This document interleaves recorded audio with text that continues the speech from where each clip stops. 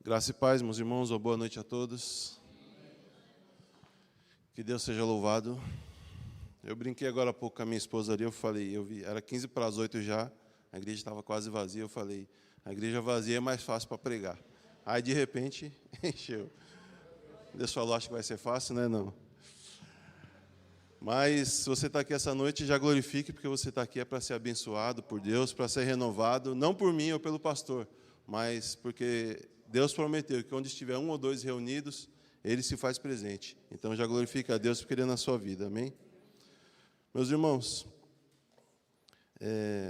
essa noite, o título da minha mensagem hoje é O Convite do Rei. Eu vou pregar sobre uma palavra que Jesus contou, e é uma palavra de exortação. Mas não é porque é uma palavra de exortação que quer dizer que a gente esteja falho ou que a gente não esteja no caminho. Uma palavra de exortação, geralmente, ela serve não só para avisar aquele que está errado, mas para nos lembrar sempre de quem nós somos, para lembrar sempre daquele que nos chamou e para nos manter no caminho, né?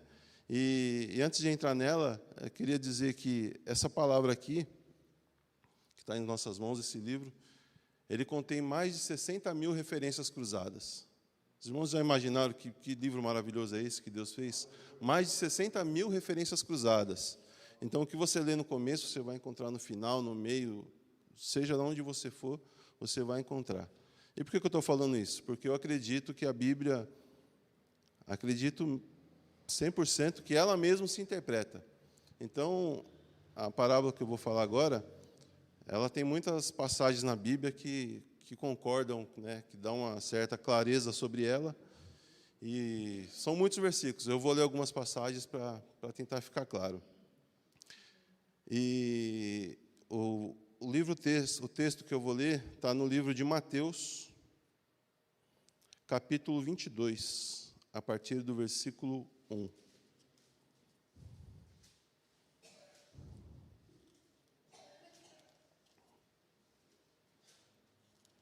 Os irmãos já achou? Amém? Vou começar a ler. Está escrito assim: Então Jesus, tomando a palavra, tornou a falar-lhes em parábolas, dizendo: O reino dos céus é semelhante a um certo rei, que celebrou as bodas de seu filho e enviou os seus servos a chamar os convidados para as bodas. E estes não quiseram vir. Depois enviou outros servos, dizendo: Dizei aos convidados: Eis que tenho o meu jantar preparado, os meus bois e cevados já mortos, e tudo já pronto. Vinde às bodas. Porém eles, não fazendo caso, foram um para o seu campo, outro para o seu tráfico, e outros, apoderando-se dos servos, os ultrajaram e mataram. E o rei, tendo notícia disto, encolerizou-se e, enviando os seus exércitos, destruiu aqueles homicidas e incendiou a cidade. Então diz aos servos: As bodas, na verdade, estão preparadas, mas os convidados não eram dignos. Ide, pois, às saídas dos caminhos, e convidai para bodas a todos os que encontrardes. E os servos, saindo pelo caminho, ajuntaram todos quantos encontraram, tanto os maus como bons. E a festa nupcial foi cheia de convidados. E o rei, entrando para ver os convidados, viu ali um homem que não estava trajando o vestido de núpcias. E disse-lhe: Amigo, como entraste aqui não tendo vestido nupcial? E ele emudeceu. Disse então o rei aos servos: Amarrai-o de pé e mãos, levai-o e lançai-o nas trevas exteriores. Ali haverá pranto e ranger de dentes, porque muitos são chamados e poucos os escolhidos. Então, essa parábola, ela conta a história de um rei que preparou um banquete de casamento para o seu filho. E quem é esse rei? Todos sabem que esse rei representa Deus na parábola de Jesus. O seu filho, o noivo, ele é Jesus. E o banquete, ou as bodas, como a Bíblia chama em várias passagens, ela é o casamento da igreja com Cristo. Vai ser a nossa reunião com Ele no céu. Vai ser a nossa libertação desse mundo de pecado e o nosso encontro com o Senhor para sempre. Vai ser aquele grande momento de desfrute da eternidade, depois de o Senhor dizer: vinde, benditos de meu Pai, tomai por herança o reino que vos está preparado desde a fundação do mundo. Essa é as bodas de Cristo. Mas nessa parábola, Cristo apresenta algumas peculiaridades, porque ela tem alguns detalhes que revelam o nosso plano de salvação. Ela revela para a gente detalhes do passado, das coisas que já aconteceram. Ela revela detalhes das coisas que estão acontecendo e das que estão por vir, das que irão acontecer. E o Senhor sempre usava essas parábolas, essas ilustrações, para contar, na verdade, de fato, uma verdade. Elas não eram simplesmente histórias, elas contêm fatos da realidade, como eu disse, que já aconteceram ou que vão acontecer. E nessa parábola, após o rei ter preparado o banquete, ele manda os seus servos chamarem os convidados. E os servos, eles saem atrás dos convidados, e esses primeiros convidados, eles se negam a vir à festa. Eles retornam, contam ao rei, o rei pega e fala: não, volta lá de novo. E o rei os envia de novo, só que dessa vez dá uma instrução: vai lá, mas diga para eles que já está tudo preparado. O banquete já foi preparado, o boi e a cevada já foram mortos. É como se ele estivesse dizendo: eles não precisam fazer nada, não precisam pagar, é só vir e cear. Manda eles virem se reunir, já está tudo pronto. Mas, mais uma vez, eles se negaram. E eles se negaram dessa segunda vez, usando desculpas, vamos dizer, desculpas comuns, como as que a gente usa no dia de hoje.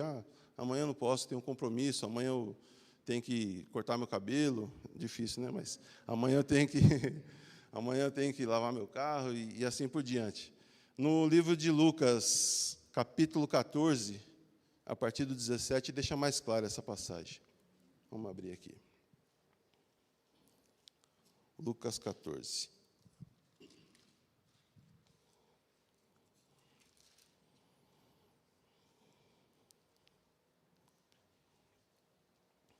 Está escrito assim: e a hora da ceia, mandou os seus servos dizer aos convidados: vinde, que já está tudo preparado. E a todos a uma começaram a escusar-se. Disse-lhe o primeiro: comprei um campo, e importa ir vê-lo, rogo-te que me hajas por escusado. E o outro disse: comprei 5 juntas de bois, e vou experimentá-los, rogo-te que me hajas por escusado. E o outro disse: casei, e portanto não posso ir. E voltando aquele servo, anunciou essas coisas ao seu senhor. Ou seja, como eu disse, desculpas comuns. Só que a diferença de hoje é que esses homens, eles não se recusaram a ir apenas numa reunião, ou num culto de oração, ou num culto mesmo como esse.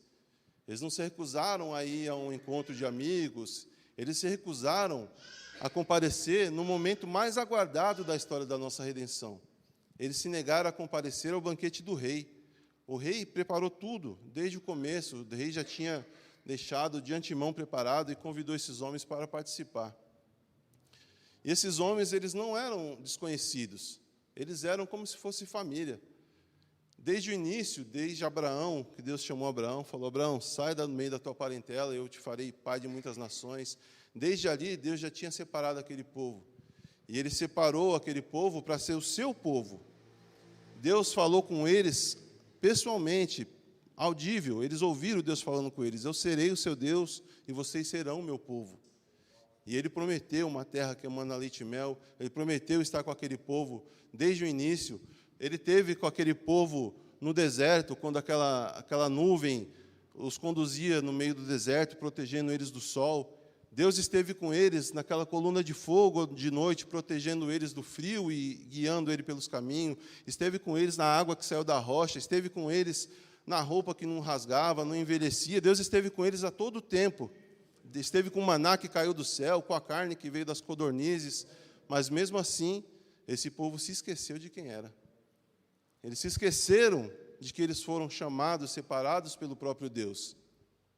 Então, eles não negaram apenas um convite, eles negaram, infelizmente, posso dizer, esse momento histórico, porque eles amaram demais essa terra, eles amaram demais as coisas que eles faziam aqui, e se negaram a receber esse chamado do rei.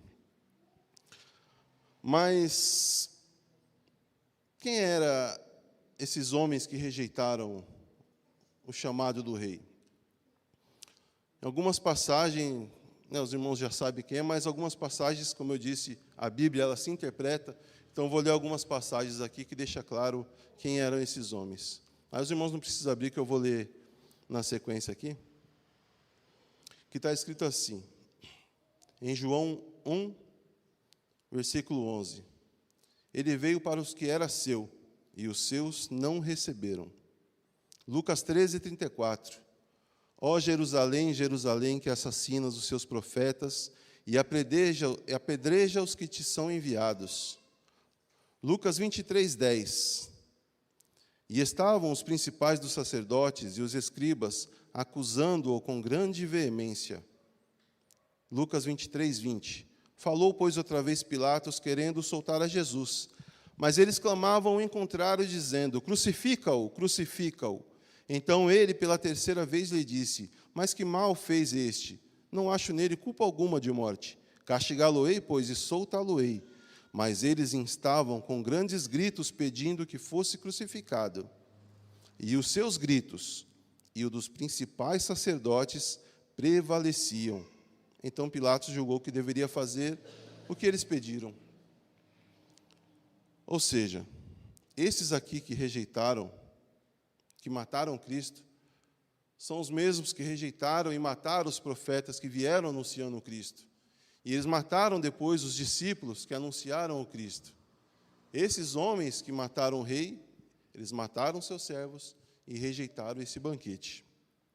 Eles mataram profetas como Isaías, Jeremias, Ageu, João Batista, todos esses profetas que vieram anunciando a vinda do rei. E não só isso, como eu disse, eles mataram os profetas, como diz lá no versículo 7 de Mateus 22.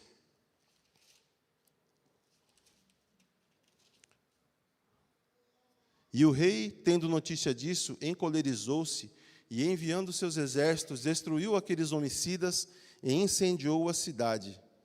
Por causa disso, Deus se irou com esse povo. Mesmo amando, desde o princípio, ele se irou, porque não era qualquer povo.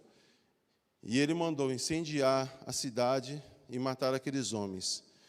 E aqui foge um pouco da Bíblia, porque a história secular ela mostra alguns pontos importantes. Nem esse episódio aqui, que está dizendo no versículo 7, aconteceu no ano 70 depois da morte de Cristo, quando o exército romano, sob o comando do general Tito, invadiu Jerusalém, incendiou o templo, incendiou a casa dos principais, levou cativo muitos daqueles homens, e estima-se que morreu aproximadamente mais de 100 mil pessoas. E por que eu estou falando isso? Para você ver que as parábolas, elas não são só histórias, elas são fatos. Elas são fatos. E por que eu estou falando isso? É porque daqui para frente é que realmente nos interessa essa parábola. Aí a gente vai voltar lá para o versículo 8 e 9.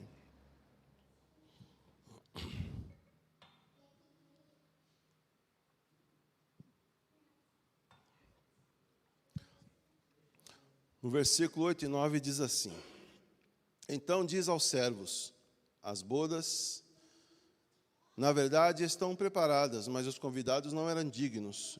E depois as saídas dos caminhos, e convidai para as bodas a todos os que encontrardes.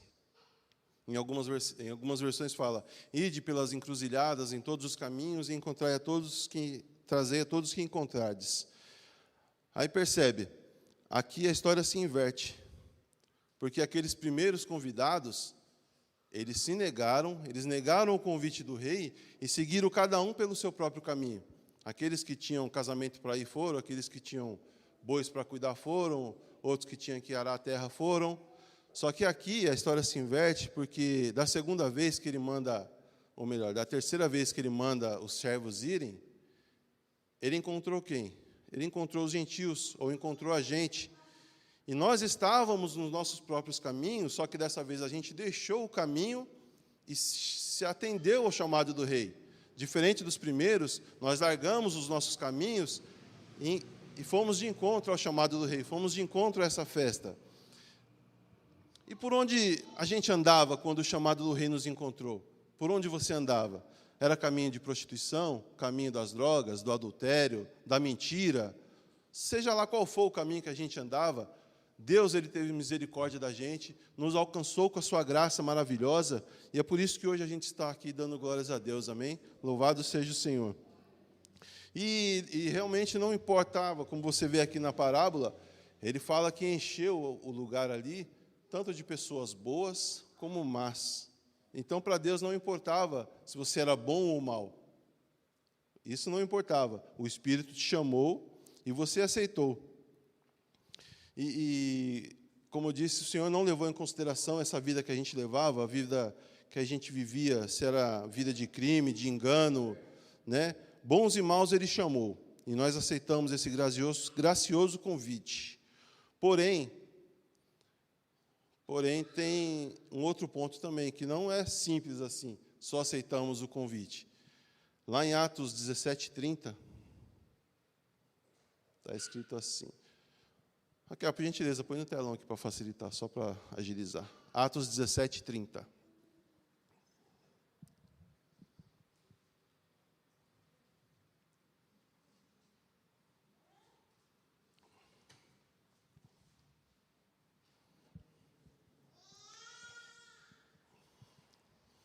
Está escrito assim, ó: no passado, Deus não levou em conta essa ignorância, mas agora ordena que todos, em todo lugar, se arrependam. Ou seja, Ele chamou a gente, só que tem essa condição aqui, a gente precisa se arrepender. Nós precisamos nos arrepender dos nossos maus caminhos. Nós éramos maus lá atrás, e Ele chamou a gente mesmo sendo mal. Só que Ele disse aqui em Atos, importa que você se arrependa. E esse chamado vai ser efetivo na sua vida, se você se arrepender. Porque sem arrependimento, não há salvação. A Bíblia fala que sem arrependimento, sem santidade, ninguém verá a Deus. E é preciso isso. E eu não estou dizendo isso porque esse é um debate longo, histórico, que nunca entraram e nem vão entrar num consenso sobre a salvação pela fé, pelas obras, não é essa a questão. Mas, como eu disse aqui, a Bíblia se interpreta, e a gente, de fato, não tem influência na nossa salvação. A gente, pelos nossos próprios esforços, não temos como a gente se achegar a Deus ou acordar de uma hora para outra e falar assim, eu cansei da minha vida, eu vou me converter, eu vou ser salvo agora. Nós não temos essa condição, porque a Bíblia fala que Ele nos encontrou quando nós estávamos mortos no pecado, e mortos não têm querer algum. Ele nos chamou à vida, Ele nos encontrou com a graça dEle, amém? Ele nos encontrou. Então, pelos nossos esforços, nós não temos como, mas, de fato, nós temos certas responsabilidades a zelar com isso. Vamos ler o versículo 11 e 12. E o rei, entrando para ver os convidados, viu ali um homem que não estava trajando com vestido de núpcias, e disse, amigo, como entraste aqui não tendo vestido nupcial? E ele emudeceu. Ou seja, ele chama indiscriminadamente a todos, bons e maus. Mas esse homem, ele mostra para a gente que a gente tem que tomar um certo cuidado na nossa vida, na nossa caminhada. Porque Ele nos aceita do jeito que estamos, Ele nos promete salvação. Ele promete salvação a todo aquele que crê. Mas será que é só isso? Será que é só crer, aceitar a graça e já está tudo bem? Pelo que está escrito nessa passagem, não é bem assim. Mas, Paulo ele deixa escrito, porque não faz sentido, né, a gente ser alcançado pela graça e continuar numa vida de pecado. Porque eu já ouvi muitas pessoas falando assim, quando eu falei sobre a graça, eu falei assim, mas se a graça é desse jeito que você está falando, então não faz sentido ir para a igreja, ou não tem importância se eu continuar praticando o que eu estava praticando, continuar no pecado, já que a graça é desse jeito que você está falando. Só que olha o que Paulo escreveu em Romanos 6, de 1 a 15. Por favor, filho. Romanos 6, de 1 a 15. Romanos 6, de 1 a 5. Que diremos então? Continuaremos no pecado para que a graça transborde? De maneira nenhuma. Nós, os que morremos para o pecado, como ainda viveremos nele? Ou vocês não sabem que todos os que fomos batizados em Cristo Jesus, fomos batizados na sua morte? Portanto, fomos sepultados com ele na morte, por meio do batismo, a fim de que, como Cristo foi ressuscitado dentre os mortos pela glória do Pai, assim também vivamos uma nova vida. Se, pois, nos tornarmos unidos na semelhança da sua morte, certamente o seremos também na sua ressurreição. A resposta é simples: não. Nós não podemos continuar vivendo como a gente vivia antigamente. Agora nós vivemos em novidade de vida. Deus nos chamou, e a semelhança daqueles convidados que estavam na festa, Ele forneceu as vestes para aquele convidado. Ele forneceu as vestes de santidade. E aqueles convidados colocavam para participar. Era meio que um quesito. A casa era do rei. Era um quesito do rei. Tinha que usar aquelas vestes. Augusto Nicodemos? Não, Augusto Nicodemos é o pastor. Nicodemos, que era um religioso da época, e muito respeitado no seu meio, numa conversa com o rei, ele perguntou: então, o que eu vou fazer, Senhor? Aí Jesus falou para ele: importa-vos nascer de novo, da água e do Espírito. Ou seja, tem que haver essa transformação. Não é simplesmente a gente aceitar a graça. A gente precisa ter essa transformação dentro da gente, e a gente precisa ter essa mudança. Porque aquele homem que foi expulso por não estar trajando as vestes de núpcias, ele é semelhante a um homem que confunde, de fato, a liberdade com libertinagem. Porque o libertino, de forma simples, ele não tem apreço pela moral. Qualquer coisa para ele que aconteça, para ele tanto faz. Ele não tem apreço pela moral. Ele é um ser imoral. É por isso que ele entende que a graça, que é do jeito que muitos pregam, não é que só a graça basta para ser salvo, ele entende, já que só a graça basta para ser salvo, eu vou continuar na minha vida que eu estava. Esse é um ser que ele não respeita a moral. E ele acha que a graça, por ser graça, ela não teve um preço. Mas engana, porque foi de graça. Mas Jesus, ele pagou um alto preço, ele pagou um altíssimo preço. Ele pagou a preço de sangue, quando ele morreu naquela cruz do Calvário, por nós, pecadores, que não merecíamos e nem ainda merecemos. Mas ele pagou um preço de sangue, ele deu sua própria vida por nós, pecadores, na cruz. E como a gente pode viver em pecado sabendo disso? Que Cristo morreu, que Cristo abdicou da sua glória no céu e veio a esse mundo de pecado, ele se fez maldito por nós, morrendo naquele madeiro, para nos dar a vida. E como poderíamos nós continuar vivendo em pecado em vista disso? Ele ressuscitou ao terceiro dia para que a gente pudesse viver eternamente ao seu lado. Amém? Aleluia. Então, nós aceitamos este convite da graça. E agora? Agora que nós aceitamos o convite do rei, nós precisamos nos vestir de santidade. Nós precisamos colocar essas vestes nupciais. Ele disse: sede santos, porque eu sou santo. Então, nós não podemos ser igual aquele homem que chegou na festa. Ele ouviu o chamado do rei. Talvez ele tenha até ouvido ali, foi acompanhando aqueles, chegou lá na festa com as suas próprias vestes. Talvez fosse uma veste bonita, como daqueles religiosos da época, toda colorida. Talvez uma veste de justiça, daquelas pessoas que se acham, mas eu faço boas obras, eu ajudo o próximo, eu faço caridade. Ele se sentia bem com aquelas vestes, e ele se diferenciava até dos demais. Só que quando o rei viu, falou: amigo, você não está trajando as vestes nupciais. e as vestes nupciais, ninguém que chegou lá levou ela, foi o rei que forneceu. Mas essas pessoas precisavam vestir-se. Então nós temos que ter cuidado para não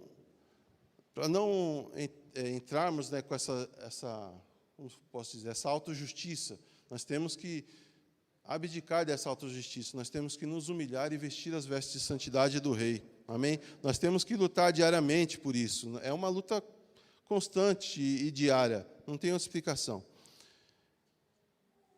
Lá perto da minha casa, deixa eu ver meu mapa. Próximo à minha casa ali, no caminho da minha casa para a escola da minha filha, mais especificamente, tem uma casa que ela, se olhando por fora assim, ela é toda branca, toda branca. Onde se olha é branca. E nela tem versículos escritos em todo canto da casa. Se você olhar na parte de fora, nas lateral, dentro da casa, nas paredes, e é versículos de arrependam-se, Jesus está voltando, não faça sexo antes do casamento, vários versículos de exortação. E no quintal dela, ali onde seria a garagem, ela tem uma mesa, como se fosse uma mesa de ceia, com os utensílios da ceia ali, preparado, tem uma cadeira de um lado, uma cadeira do outro. Aparentemente, ela vive sozinha ali. E ela se veste com uma túnica branca. É como se fosse uma túnica mesmo, dessas que se usavam no passado. E todo dia que eu passo ali para levar minha filha, eu vejo ela ou varrendo a rua, ou varrendo lá mais próximo da esquina, ou ela está limpando ali dentro da casa dela, ou ela está indo comprar pão. Todo dia ela faz isso, todo dia. E eu acabei de falar aqui que não é o exterior, né? Que a gente não pode ser essa veste só de aparência. Mas essa senhora, ela traz dentro de si uma convicção de que o Senhor vai voltar a qualquer momento. E ela quer estar preparada para isso. E é por isso que ela já tem tudo preparado ali. A gente não pode julgar ela pelo que a gente vê exteriormente, mas eu creio que o coração dela está cheio da palavra de Deus. Porque se ela anda assim, é porque ela crê nessa palavra aqui, que é a verdade. E ao exemplo dela, eu acredito que a gente também deveria viver assim. Deveríamos viver como se Cristo a qualquer momento fosse voltar. Creia você que Ele vai voltar em secreto ou não, nós temos que viver como se Ele fosse voltar a qualquer momento. E a exemplo dela, nós temos que nos vestir dessa veste de santidade. E lutar para a gente não se sujar, na verdade. Por exemplo, teve uma pregação que o nosso irmão Felipe Rente fez uma vez aqui, já faz algum tempo, que ele usou uma analogia de umas vestes brancas também, e você se sujava. Eu não me recordo bem, mas imagine você com uma veste branca e você se suja um pouquinho aqui. Você olha e fala, é só uma manchinha, ninguém vai nem ver. Aí você se suja de novo aqui, a manchinha é pequena. Só que, de repente, acontece de novo, e de novo, e de novo. Aí, quando você olha, você já vai estar todo sujo. E aí você não vai mais ligar para aquilo que está te sujando. Pelo contrário, as pessoas vão te chamar para se sujar e você vai ir sem pesar, porque aquilo ali não está te incomodando mais. E eu não estou dizendo que isso é o fim. Eu não estou dizendo que quem está na situação se perdeu. Porque lembra do filho pródigo? O filho pródigo, ele estava ali já a ponto de comer as comidas dos porcos. Mas aí ele se lembrou do pai dele e falou, talvez se eu voltar, meu pai me aceite. Então teve chance para ele. Ele se levantou, ele se arrependeu, se humilhou diante do pai dele, e o pai dele deu vestes novas para eles, lavou ele, deu uma festa, um banquete lindo, e reconciliou com ele. Amém? Então, se tem alguém nessa situação, não é o fim, ainda não, mas temos que tomar cuidado. Porque a gente não pode também deixar chegar nessa situação, porque talvez não possa realmente haver tempo hábil de a gente se arrepender. Porque nós temos que confiar na graça de Deus, mas, meus irmãos, a gente tem essa responsabilidade. Como a Bíblia, a gente vai ler algumas passagens aqui, para a gente ver que não é simplesmente a graça. A gente tem responsabilidade quanto nos manter no caminho, quanto ao aceitar esse convite da graça. São muitas passagens, meus irmãos. Eu separei algumas aqui, porque, como eu disse no princípio, a Bíblia se interpreta. E eu vou ler aqui mais umas passagens. Os irmãos não precisam abrir. Em 1 João, a partir do versículo 3, está escrito assim: Filhinhos, não vos deixes enganar por ninguém. aquele que pratica a justiça é justo. Assim como ele é justo, aquele que pratica o pecado procede do diabo, porque o diabo vive pecando desde o princípio.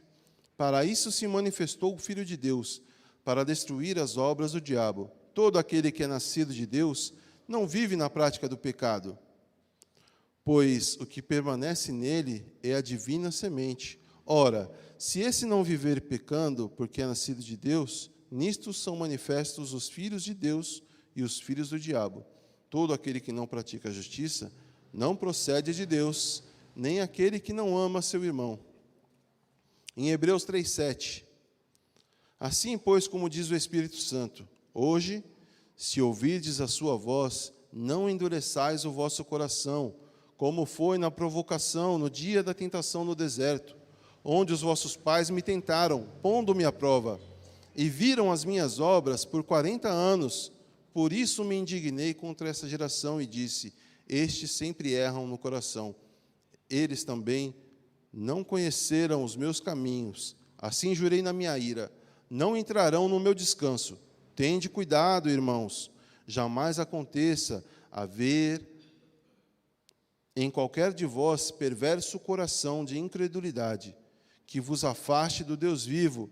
Pelo contrário, exortai-vos mutuamente cada dia, durante o tempo que se chama hoje, a fim de que nenhum de vós seja endurecido pelo engano do pecado. Em Hebreus 10, 26 e 27. Porque se vivermos deliberadamente em pecado, depois de termos recebido o pleno conhecimento da verdade, já não resta sacrifício pelo pecado. Pelo contrário, certa expectação horrível de juízo e fogo vingador. E só para terminar essa parte aqui, abre a sua Bíblia em Apocalipse, capítulo 3, do verso 1 ao 6.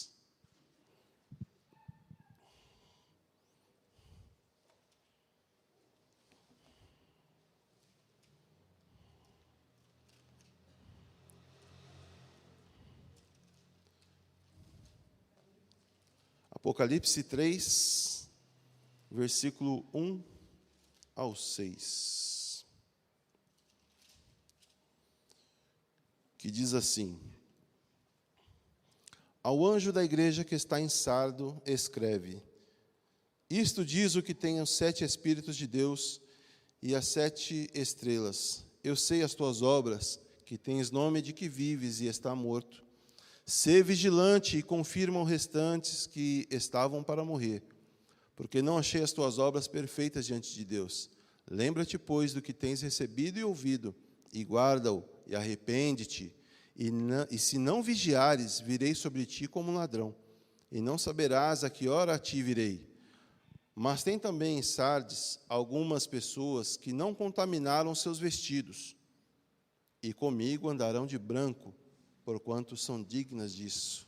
Ao que vencer será vestido de vestes brancas, e de maneira nenhuma riscarei o seu nome no livro da vida, e confessarei o seu nome diante de meu Pai e diante dos santos anjos. Quem tem ouvidos, ouça o que o Espírito diz às igrejas. Amém?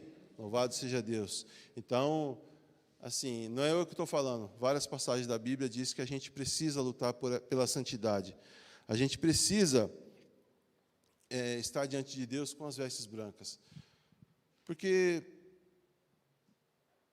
algumas pessoas podem falar assim, mas Deus me aceita do jeito que eu sou. Está escrito lá: vinde a mim como estás. Mas será mesmo que está escrito isso na Bíblia? Na Bíblia não tem essa passagem, vinde a mim como estás. O que está escrito é: vinde a mim todos os que estão cansados e sobrecarregados, e eu vos aliviarei.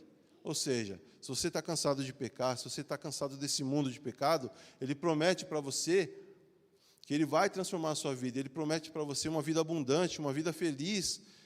Isso não quer dizer que você vai deixar de pecar de uma hora para outra, mas Ele promete que vai estar com você todos os dias. E a santidade é uma caminhada longa e diária que a gente tem que estar todo dia ali atrás dela, tentando nos purificar, tentando estar presente diante de Deus. Porque, diante dessas palavras aqui, desses versículos que eu acabei de ler, a gente entende que é totalmente possível, enquanto pecadores e não convertidos, a gente resistir a esse chamado da graça. A graça é incondicional. Na verdade, não tem nem como a gente explicar a graça. A graça de Deus é para todos os homens. Ela é uma dádiva, ela é um favor imerecido. Ela é para todos aqueles que aceitarem. A Bíblia fala, todo aquele que crê será salvo. Ele fala, aquele que o Pai me der virá a mim. E aquele que vem a mim, de maneira nenhuma lançarei fora. Ou seja, tem uma ação aí.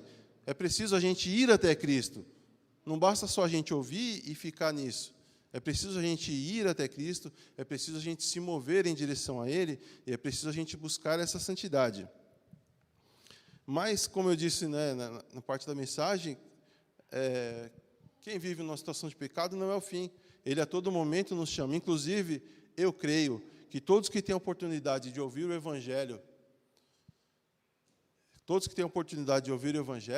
é porque Deus chamou para a salvação.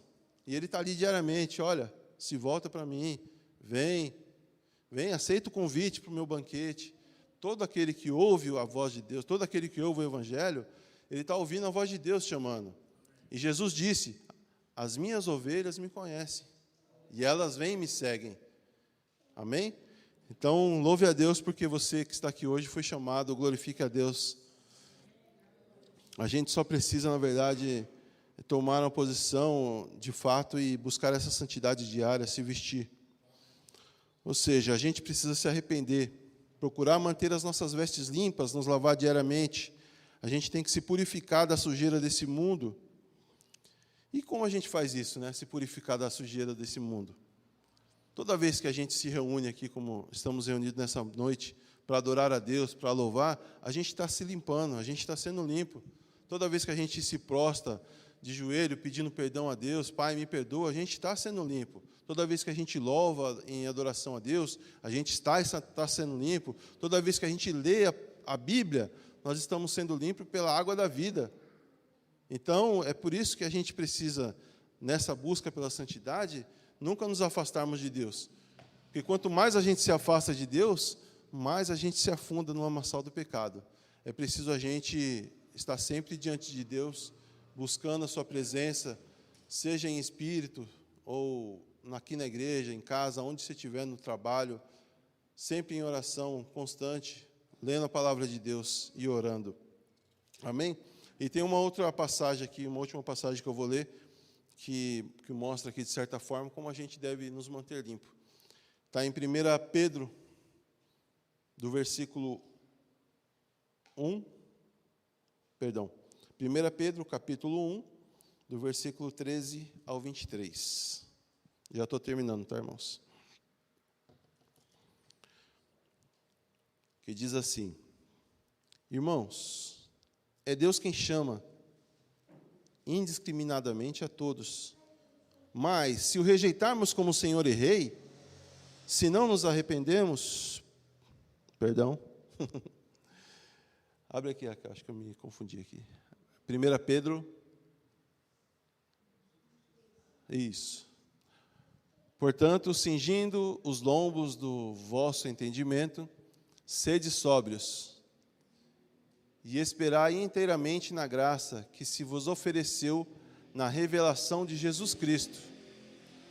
Como filhos obedientes, não vos conformando com as concupiscências que antes havia em vossa ignorância. Mas como é santo aquele que vos chamou, sede vós também santos em toda a vossa maneira de viver.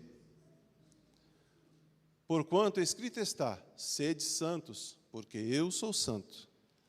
E se invocais por Pai aquele que sem acepção de pessoas julga, segundo a obra de cada um, andai em temor durante o tempo da vossa peregrinação, sabendo que não foi com coisas corruptíveis, como prata e ouro, que fostes resgatados da vossa vã maneira de viver, que por tradição recebeste dos vossos pais, mas com o precioso sangue de Cristo, como de um cordeiro imaculado e incontaminado, o qual, na verdade, em outro tempo foi conhecido ainda antes da fundação do mundo, mas manifestado nestes últimos tempos por amor de vós. E por ele credes em Deus, que o ressuscitou dos mortos, e lhes deu glória para que a vossa fé e esperança estivessem em Deus, purificando a vossa alma na obediência à verdade, para amor fraternal, não fingindo, amai-vos ardentemente uns aos outros com um coração puro, sendo de novo gerados, não de semente corruptível, mas da incorruptível pela palavra de Deus, viva e que permanece para sempre. Amém? Então, é a palavra de Deus viva, é a comunhão entre nós, irmãos, que nos mantém, de certa forma, puro, porque um ajuda o outro. A Bíblia fala, importa ser dois do que um, porque se um cair, o outro levanta. Né? A gente não pode julgar o outro, a Bíblia fala, suportai aqueles que são fracos na fé. A gente precisa se ajudar mutuamente, a gente precisa focar nas Escrituras, mesmo que você não consiga ainda, né, de forma efetiva, estar todos os dias ali, como a Bíblia fala, de manhã e de noite meditar. Medite numa hora que você estiver sozinho, no trabalho, no almoço. Medite na palavra de Deus, porque é ela que nos mantém limpo. Amém, irmãos? Só para finalizar, agora de fato, eu quero contar uma história que... Essa é uma história mesmo, tá, irmãos? Não sei se de fato aconteceu ou não. Mas eu acredito que ela revela um pouco do que eu preguei aqui. Eu ouvi ela de um outro pastor. A história fala de um homem que ele cometeu alguns crimes. E esse homem ele foi preso e condenado à pena de morte, como é comum em alguns países. E quando a família e amigos descobriram que ele tinha sido condenado à morte, foram atrás do governador daquele estado para pedir clemência, para pedir perdão por aquele homem. Chegaram ao governador e falaram, olha, ele não é assim, desse jeito, né? Ele não é mau, ele é uma boa pessoa, ele é trabalhador, ele tem família. Talvez num momento de insanidade, de loucura, ele cometeu esses crimes. E o governador, ouvindo aquilo, analisou e pensou, eu vou dar o perdão para esse homem. Só que antes, eu quero ver se de fato ele é desse jeito.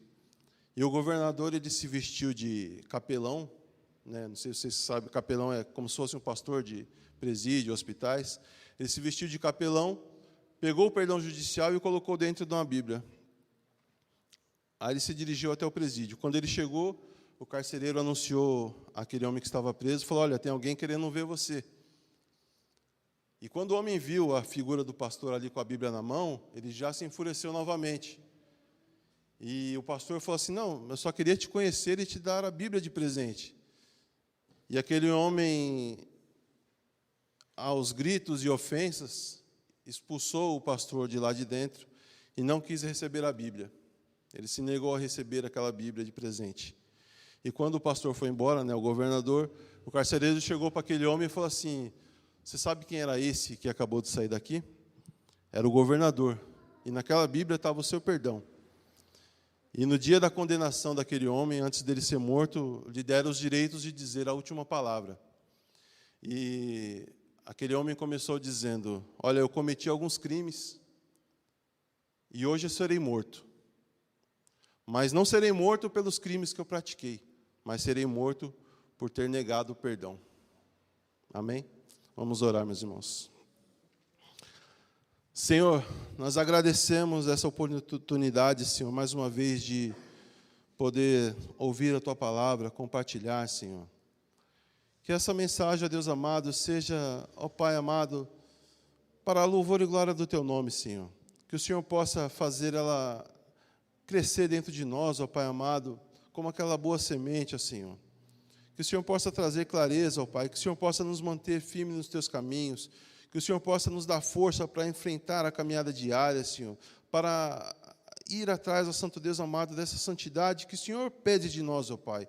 O Senhor pede, sede santos, e eu sei que é o Senhor quem nos dá, Pai amado, a condição de sermos santos, porque é o Senhor quem nos sustenta. Então eu te peço, ó Pai, olha para os teus servos, Senhor. Olha para mim, olha para a tua igreja de um modo geral, Senhor, nesta terra, ó Pai. Fortalece, ó Pai, aqueles que estão fracos na fé. Fortalece, ó Deus amados, aqueles que estão caídos, ó Santo Deus. Aqueles que por algum motivo ou outro se afastaram dos teus caminhos, ó Pai. Abençoa, Senhor, traga eles de volta para os teus caminhos, ó Pai, a semelhança do filho pródigo, Senhor.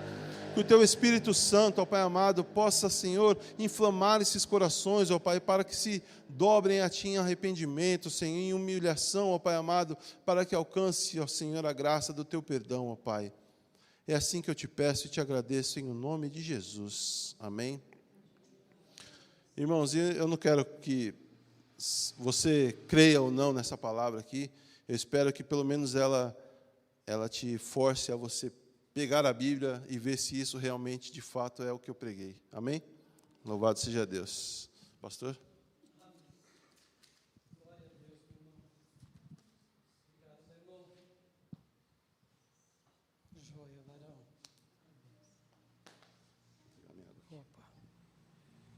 Amém, meus irmãos?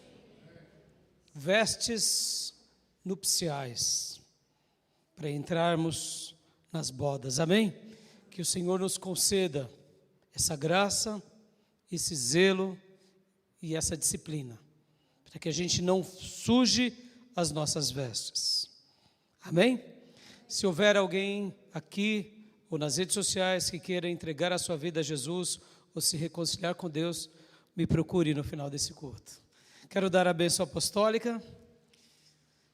Que a graça do Senhor Jesus, que o amor de Deus Pai e as santas e eternas consolações do Espírito Santo de Deus estejam com todos nós, com todos vocês, agora e para sempre. Amém. Obrigado, irmão Tomé, Felipe, irmãos da transmissão, irmãos presentes, irmãos das redes sociais.